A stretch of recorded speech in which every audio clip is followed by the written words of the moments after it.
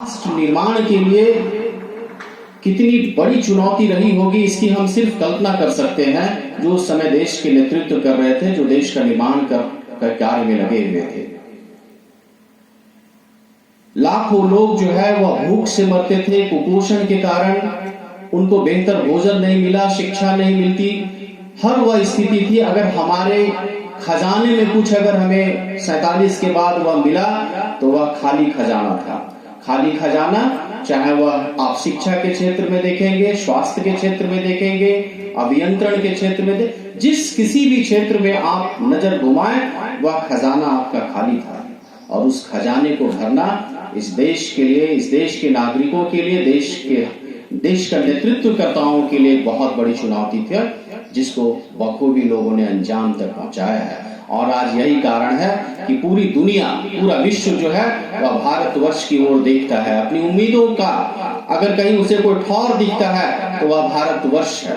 भारतवर्ष की ओर वह, अभी आप स्मरण करेंगे, आपके ध्यान में होगा कि कई प्रकार की वैश्विक चुनौतियों से विश्व जो है वह गुजर रहा है। इन वैश्विक चुनौतियों में बड़े बड़े जो संस्थान हैं, चाहे वह संयुक्त राष्ट्र संघ हो या विश्वव्यापी जितने सारे बड़े बड़े मंच हैं, का जो योगदान है विश्व के निर्माण में, समाज के निर्माण में, उसको सब कुछ स्वीकार कर रहे हैं। और हम भारतवासियों की यह एक शक्ति रही है। और अगर मैं याद करूं तो मुझे वह कवि भी याद आते हैं, इकबाल, जब पाकिस्तान की कल्पना नहीं की गई थी, पाकिस्तान उस समय अवधारणा में ही नहीं था। उस समय उन्होंने इस धरा के लिए जो पंक्ति कही कि यूनान, रोम, मिस्र मिट गए जहां से, बाकी रहा हमारा दौरे निशा हमारा। कहने का मतलब यह है कि हम तमाम जितनी तरह की बाधाएं और भारतवर्ष के लिए जितनी सारी चुनौतियों से हम गुजर कर, निकल कर सामने आए, और हम तमाम असफलताओं के बावजूद भी, संघर्षों के बावजूद भी, हम जो है वह भारत के निर्माण में, भारत की प्रगति, उन्नति, इसके पथ में कभी रुकावट नहीं आई।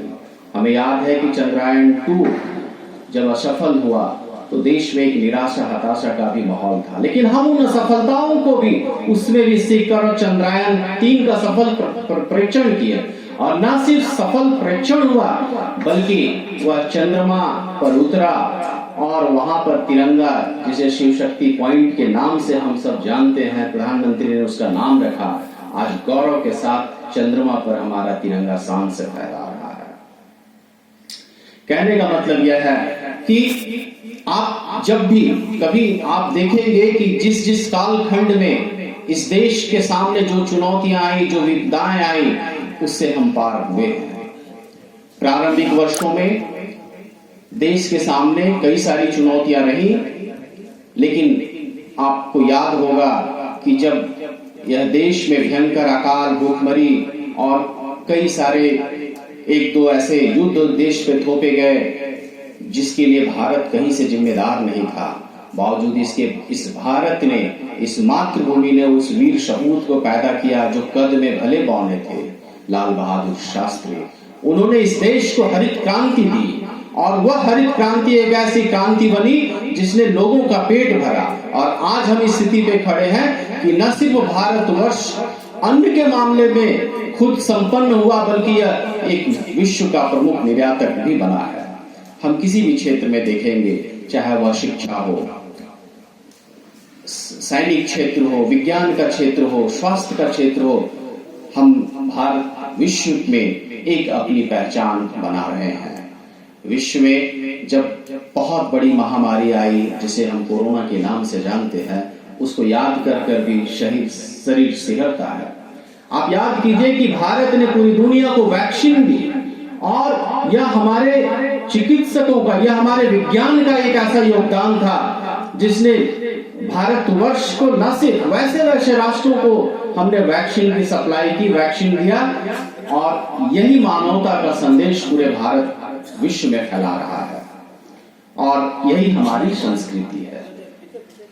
कुछ चीजें हैं जो नकारात्मकता का भी संदेश कराती है, लेकिन बावजूद इसके हम सब भारत का जो एक पॉजिटिव एनर्जी है इसके साथ में हम सब जुड़े रहे। जब आपको याद होगा कि कई सारी ऐसी घटनाएं हम सुनते हैं जब भ्रष्टाचार के कारण जो है वह समाज कलंकित होता है। आप गौर करेंगे कि दहेज के नाम पे, दहेज के लिए भी जो विवाह होते हैं उसमें भी जो है वह एक बिचौलिए का काम करता है। जितने सरकारी ठेके होते हैं वह भी एक जो है वह भ्रष्टाचार का बहुत बड़ा पैमाना और मापदंड है। विभिन्न क्षेत्रों में अगर हम शिक्षक भी समय पे नहीं आते हैं तो वह भी भ्रष्टाचार है। किसी भी तरह का जो आचरण में भ्रष्टता है वह भ्रष्टाचार की श्रेणी में आती है। चाहे वह विद्यार्थी अगर अपने कक्षा में नहीं आते हैं वह भी भ्रष्टाचार की श्रेणी में है। तो कहने का मतलब है कि यह राष्ट्र को, हम सबको सुंदर और बहुत ही बेहतर बनाने की दिशा में हम सब आगे हुए हैं, बढ़े हैं, उसे उसकी पूर्णता तक पहुंचाना है। और मैं फिर यही कहूंगा कि विश्व की जो उम्मीदें हमारी ओर जगी हैं, क्योंकि हमारा एक जो अतीत है, आप सब भी जानते हैं कि पूरी दुनिया में जो सबसे ज्यादा अनुसंधान और खोज हुए हैं, जो हम सब इतिहास में पढ़ते हैं, वह कालखंड क्या है? वह कालखंड 16वीं 17वीं शताब्दी की है, जब आप देखेंगे कि हर एक चीज की खोज अनुसंधान वेस्टर्न के लोगों ने किया और वेस्टर्न के ही सारे जो है वह खोजकर्ता, निर्माता बने हैं। इसके पीछे भी एक बहुत बड़ा विषय है। आवश्यकता ये है कि हम अपनी धरोहरों को पहचानें, हम अपनी संस्कृति के लिए काम करें, हम इस राष्ट्र की जो भारत को भारत बनाने का एक प्रयास हम सबको